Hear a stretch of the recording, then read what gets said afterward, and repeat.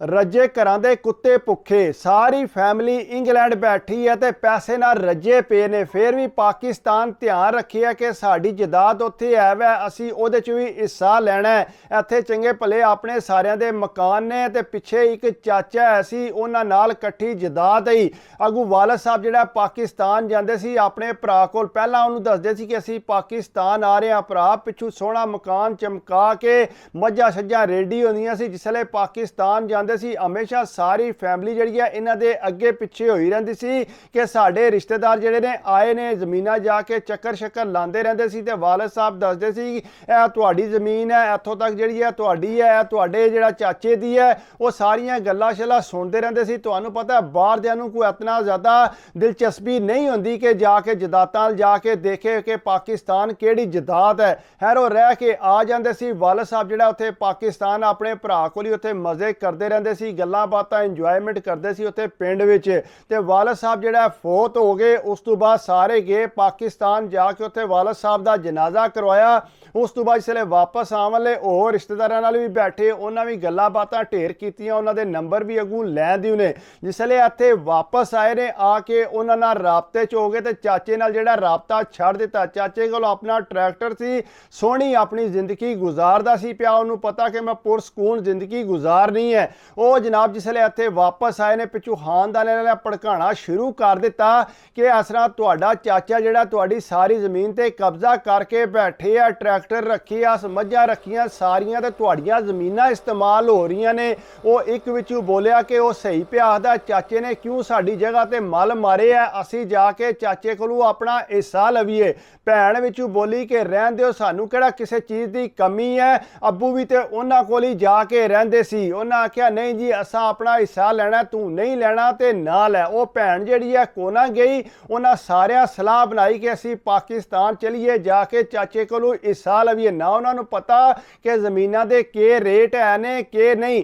ਖੈਰ ਉਹ ਸਾਰੇ ਪਾਕਿਸਤਾਨ ਗਏ। ਚਾਚਾ ਬੜਾ ਖੁਸ਼ ਆ ਕਿ ਚਲੋ ਫੇਰ ਆਏ ਨੇ ਭਰਾ ਦੇ ਮਰਨ ਤੋਂ ਬਾਅਦ, ਚਲੋ ਸਾਡੇ ਘਰ ਰੌਣਕ ਲੱਗੀ ਹੈ। ਉਹਨੂੰ ਤਾਂ ਨਹੀਂ ਸੀ ਨਾ ਪਤਾ ਕਿ ਉਹ ਕਿਹੜੀ ਸ਼ੈਤਾਨੀ ਦਿਮਾਗ 'ਚ ਲੈ ਕੇ ਆਏ ਨੇ, ਹੁਣ ਕੀ ਉਹ ਕਰਨਾ ਚਾਹੁੰਦੇ ਨੇ। ਜਿਸਲੇ ਉਹ ਰਾਤ ਦਿਹਾੜ ਰਹੇ, ਉਹ ਦੂਸਰੇ ਜਿਹੜੇ ਰਿਸ਼ਤੇਦਾਰ ਨੇ ਖਾਨਦਾਨ ਦੇ, ਉਹਨਾਂ ਕੋਲ ਜਾ ਕੇ ਗੱਲਾਂ ਬਾਤਾਂ ਕਰਦੇ ਰਹੇ। ਚਾਚੇ ਨੂੰ ਥੋੜਾ ਮਹਿਸੂਸ ਹੋਇਆ ਕਿ ਹੁਣ ਮੇਰੇ ਨੇੜੇ ਨਹੀਂ ਲੱਗਦੇ ਪਏ, ਦੂਸਰੇ ਖਾਨਦਾਨ ਦੇ ਬੰਦਿਆਂ ਨਾਲ ਨੇੜੇ ਪਏ ਲੱਗਦੇ ਨੇ। ਅਚਾਨਕ ਸਾਰੇ ਖਾਨਦਾਨ ਨੂੰ ਲੈ ਕੇ ਤੇ ਚਾਚੇ ਕੋਲ ਆ ਗਏ। ਚਾਚੇ ਨੂੰ ਆ ਕੇ ਆਖਦੇ ਨੇ ਕਿ ਇਸ ਤਰ੍ਹਾਂ ਸਾਡੀ ਜਿਹੜੀ ਜ਼ਮੀਨ ਹੈ ਉਹ ਅਸੀਂ ਆਪਣੀ ਜ਼ਮੀਨ ਤੇਰੇ ਕੋਲੋਂ ਲੈਣੀ ਹੈ।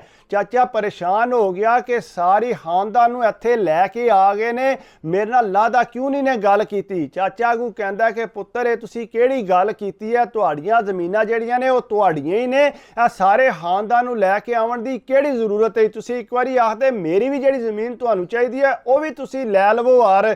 ਨਹੀਂ ਤੂੰ ਚਾਚਾ ਸਾਡੀ ਜ਼ਮੀਨ ਦੇ, ਅਸੀਂ ਆਪਣੀ ਜ਼ਮੀਨ ਜਿਹੜੀ ਆ ਉਹ ਵੇਚਣੀ ਹੈ। ਚਾਚੇ ਨੇ ਆਖਿਆ ਕਿ ਗੱਲ ਸੁਣੋ ਪੁੱਤਰ, ਤੁਸੀਂ ਬੇਸ਼ੱਕ ਜਗ੍ਹਾ ਲੈ ਲਓ, ਮੈਨੂੰ ਕੋਈ ਮਸਲਾ ਨਹੀਂ, ਲੇਕਿਨ ਮੇਰੇ ਕੋਲ ਰਹਿਣ ਦਿਓ, ਜਿਹੜੇ ਪੈਸੇ ਬਣਦੇ ਨੇ ਮੈਂ ਆਸਤਾ ਆਸਤਾ ਤੁਹਾਨੂੰ ਦੇ ਦਿਆਂਗਾ, ਕਿਹੜਾ ਕੋਈ ਇਤਨੀ ਮਹਿੰਗੀ ਜ਼ਮੀਨ। ਉਹਨਾਂ ਆਖਿਆ ਨਾ ਅਸਾਂ ਜਿਹੜਾ ਨਾ ਉਹ ਜ਼ਮੀਨ ਜਿਹੜੀ ਹੈ ਲੈਣੀ ਹੈ। ਉਹਨਾਂ ਕਿਹਾ ਠੀਕ ਹੈ ਪੁੱਤਰ ਤੁਹਾਡੀ ਮਰਜ਼ੀ। ਉਹਨਾਂ ਜਨਾਬ ਉਸ ਬੰਦੇ ਨਾਲ ਗੱਲ ਕੀਤੀ। ਉਹ ਬੰਦਾ ਕਹਿੰਦਾ ਜੀ ਮੈਂ ਹੀ ਇਹ ਸਾਰੀ ਜ਼ਮੀਨ ਲੈ ਲੈਣਾ, ਤੁਸੀਂ ਅੱਗੂ ਪਿੱਛੂ ਜਿਹੜਾ ਰੇਟ ਲਵਾ ਲਓ। ਉਹਨੇ ਆਪੂ ਅੱਗੇ ਪਿੱਛੇ ਬੰਦਿਆਂ ਕੋਲ ਖੜਿਆ, ਉਹਨੇ ਪਹਿਲਾਂ ਹੀ ਸਾਰੀ ਗੱਲਬਾਤ ਕੀਤੀ ਸੀ। ਉਹਨੇ ਆਖਿਆ ਜੀ ਕਿਤਨੇ ਤੋਂ ਕਿਲਾ ਹੈ, ਉਹ ਸਾਰੀ ਗੱਲਬਾਤ ਕਰਕੇ ਬਿਲਕੁਲ ਸਸਤੀ ਕੀਮਤ ਉਹਨੇ ਦੱਸੀ। ਉਹਨੇ ਜਨਾਬ ਉਹ ਬੰਦੇ ਨੇ ਭਰਾ ਨੇ ਫਟਵੜ ਵੇਚ ਦਿੱਤੀ। ਚਾਚੇ ਨੂੰ ਆਖਿਆ ਕਿ ਅਸੀਂ ਆਪਣੀ ਜ਼ਮੀਨ ਸਾਰੀ ਵੇਚ ਦਿੱਤੀ ਹੈ। ਚਾਚੇ ਨੇ ਆਖਿਆ ਠੀਕ ਹੈ ਪੁੱਤਰ ਜਿਸ ਤਰ੍ਹਾਂ ਤੁਹਾਡੀ ਮਰਜ਼ੀ, ਅਗਰ ਜ਼ਮੀਨ ਵੇਚਣੀ ਸੀ ਤੁਸੀਂ ਵੇਚ ਦਿੱਤੀ ਹੈ। ਉਹ ਜਨਾਬ ਜ਼ਮੀਨ ਵੇਚ ਕੇ ਉਹ ਪੈਸੇ ਜਿਹੜੇ ਨੇ ਉੱਥੇ ਹੀ ਪਾਕਿਸਤਾਨ ਅੱਗੇ ਪਿੱਛੇ ਲਾ ਲੂ ਕੇ ਤੇ ਉਹ ਵਾਪਸ ਆ ਗਏ। ਜਿਸਲੇ ਇੱਥੇ ਵਾਪਸ ਆਏ ਨੇ, ਭੈਣ ਬੜੀ ਨਾਰਾਜ਼ ਹੋਈ। ਉਹਨੇ ਆਖਿਆ ਤੁਸੀਂ ਕਿਹੜਾ ਕੰਮ ਕੀਤਾ, ਕੋਈ ਪੈਸੇ ਉੱਥੋਂ ਲੈ ਕੇ ਵੀ ਆਏ ਹੋ।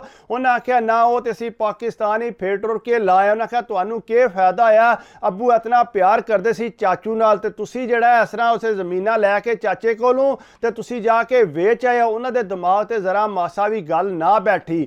ਅੱਗੂ ਜਿਹੜਾ ਵੱਡਾ ਭਰਾ ਹੈ ਨਾ, ਉਹ ਮਸਜਿਦ ਗਿਆ ਉੱਥੇ ਇੰਗਲੈਂਡ 'ਚ, ਉੱਥੇ ਜੁਮਾ ਪੜ੍ਹਨ ਵਾਸਤੇ ਗਿਆ ਤੇ ਮੌਲਵੀ ਸਾਹਿਬ ਜਿਹੜਾ ਉਰਦੂ 'ਚ ਖਿਤਾਬ ਕਰ ਰਹੇ ਸੀ, ਉਹਨਾਂ ਦੱਸਿਆ ਕਿ ਇਸ ਤਰ੍ਹਾਂ ਆਪਣੇ ਖਾਨਦਾਨ ਦਾ ਖਿਆਲ ਰੱਖਣਾ ਇਹ ਵੀ ਸਵਾਬ ਹੁੰਦਾ ਹੈ। ਅਗਰ ਤੁਸੀਂ ਇੱਥੇ ਖਾਂਦੇ ਪੀਂਦੇ ਹੋ ਤੇ ਕੋਸ਼ਿਸ਼ ਕਰੋ ਕਿ ਆਪਣੇ ਖਾਨਦਾਨ ਦਾ ਪਿੱਛੇ ਖਿਆਲ ਰੱਖੋ। ਸਾਰੀਆਂ ਗੱਲਾਂ ਸੁਣ ਕੇ ਨਾ ਉਹਦੇ ਦਿਲ ਤੇ ਗੱਲ ਬਹਿ ਗਈ।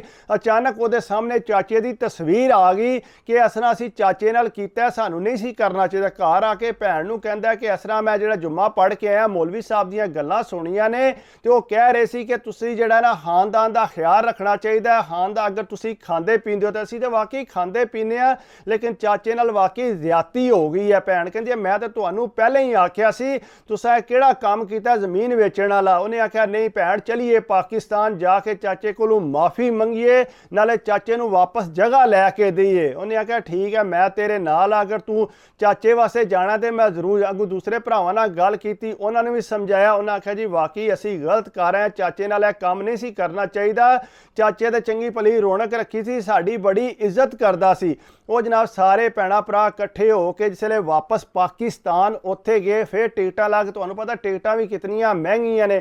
ਚਲੇ ਉੱਥੇ ਗਏ ਤੇ ਜਾ ਕੇ ਦੇਖਿਆ ਘਰ ਦੀ ਹਾਲਤ ਹੀ ਕੋਨਾ, ਚਾਚਾ ਬਿਮਾਰ ਮੰਜੀ ਤੇ ਪਿਆ ਤੇ ਜਿਹੜਾ ਟਰੈਕਟਰ ਸੀ ਉਹ ਚਾਚੇ ਦਾ ਵਿਕ ਗਿਆ ਤੇ ਘਰ ਜਿਹੜਾ ਕੋਈ ਮਾਲ ਡੰਗਰ ਨਹੀਂ ਸੀ ਹੈ। ਉਹਨਾਂ ਆਖਿਆ ਇਹ ਕੀ ਬਣਿਆ, ਇੰਜ ਤਾਂ ਤੇ ਅਸੀਂ ਘਰ ਨਹੀਂ ਸੀ ਪਹਿਲਾਂ ਦੇਖਿਆ, ਇਸ ਘਰ ਤੇ ਬੜੀ ਰੌਣਕ ਹੁੰਦੀ ਸੀ, ਤੁਸੀਂ ਕੀ ਕੀਤਾ। ਉਹਨਾਂ ਆਖਿਆ ਜੀ ਉਹ ਜਿਹੜੇ ਉਹਨਾਂ ਦੇ ਨਿੱਕੇ ਨਿੱਕੇ ਨੇ, ਉਹਨਾਂ ਆਖਿਆ ਜੀ ਅੱਬੂ ਟੈਨਸ਼ਨ ਲੈ ਗਏ ਨੇ, ਬਹੁਤ ਜ਼ਿਆਦਾ ਪਰੇਸ਼ਾਨ ਹੋ ਗਏ ਨੇ। ਉਹਨਾਂ ਆਖਿਆ ਜੀ ਤੁਸੀਂ ਜਿਹੜਾ ਕੰਮ ਕੀਤਾ ਉਦੋਂ ਦੇ ਅੱਬੂ ਜਿਹੜਾ ਮੰਜੀ ਤੋਂ ਉੱਠੇ ਹੀ ਕੋਈ ਨਹੀਂ, ਮੱਝਾਂ ਵੀ ਅਸਾਂ ਵੇਚ ਦਿੱਤੀਆਂ ਨੇ, ਬਿਮਾਰੀ 'ਚ ਜਿਹੜਾ ਸਾਰਾ ਪੈਸਾ ਵੀ ਲਾਤਾ, ਟਰੈਕਟਰ ਵੀ ਵੇਚ ਦਿੱਤਾ, ਲੇਕਿਨ ਅੱਬੂ ਜਿਹੜਾ ਉਹ ਮੰਜੀ ਤੋਂ ਨਹੀਂ ਉੱਠ ਰਹੇ। ਉਹ ਸਾਰੇ ਇੱਕ ਦੂਜੇ ਦੇ ਮੂੰਹ ਵੱਲ ਤੱਕਣ ਲੱਗ ਪਏ। ਉਹਨਾਂ ਆਖਿਆ ਵਾਕਈ ਅਸੀਂ ਤੇ ਬੜਾ ਕੋਈ ਗਲਤ ਕਰ ਦਿੱਤਾ ਜ਼ਿਆਦਾ। ਜਾ ਕੇ ਚਾਚੇ ਕੋਲ ਬਹਿ ਗਏ, ਚਾਚੇ ਕੋਲੋਂ ਮਾਫੀਆਂ ਮੰਗਣ ਲੱਗ ਪਏ, ਚਾਚੇ ਕੋਲੋਂ ਬੋਲਣ ਵੀ ਨਹੀਂ ਸੀ ਹੋ ਰਿਹਾ, ਚਾਚਾ ਰੋਣ ਲੱਗ ਪਿਆ।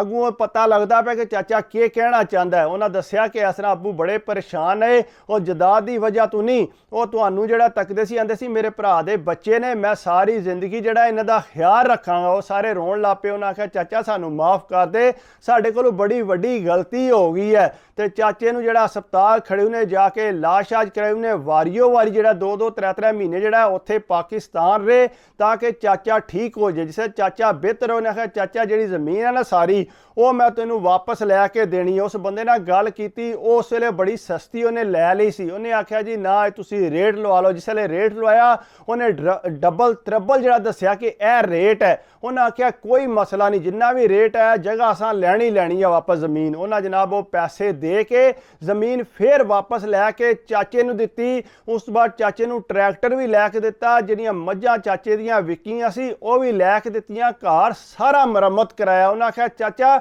ਅਸੀਂ ਬੜੀ ਵੱਡੀ ਗਲਤੀ ਕਰ ਬੈਠੇ ਸਾਂ, ਸਾਡਾ ਪਿਓ ਬੜਾ ਪਿਆਰ ਕਰਦਾ ਸੀ, ਹਮੇਸ਼ਾ ਤੁਹਾਡਾ ਜ਼ਿਕਰ ਕਰਦਾ ਸੀ, ਲੇਕਿਨ ਅਸੀਂ ਬੇਵਕੂਫਾਂ, ਅਸੀਂ ਲਾਲਚ ਆ ਗਏ ਸਾਂ, ਐਵੇਂ ਕਿਸੇ ਦੀਆਂ ਗੱਲਾਂ 'ਚ ਆ ਗਏ ਸਾਂ। ਸਾਨੂੰ ਨਹੀਂ ਸੀ ਪਤਾ ਕਿ ਅਸੀਂ ਆਪਣੇ ਚਾਚੇ ਨੂੰ ਜਿਹੜਾ ਆਪਣੇ ਤੋਂ ਦੂਰ ਕਰ ਦਿਆਂਗੇ। ਅਸੀਂ ਨਾ ਪਹੁੰਚਦੇ ਚਾਚਾ ਤੂੰ ਤੇ ਦੁਨੀਆ ਤੋਂ ਟੁਰ ਜੇ ਯਾਰ।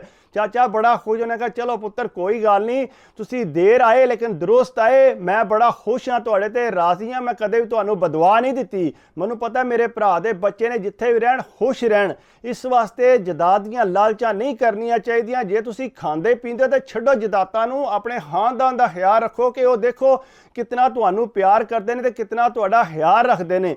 अगर वीडियो भी अच्छी लगे तो कोशिश करा करो, लाइक तो कमेंट तो सब्सक्राइब करा करो, बाकी दुआओं याद रखा करो, अपनी सेहत का ख्याल रखा करो। अल्लाह हाफिज़।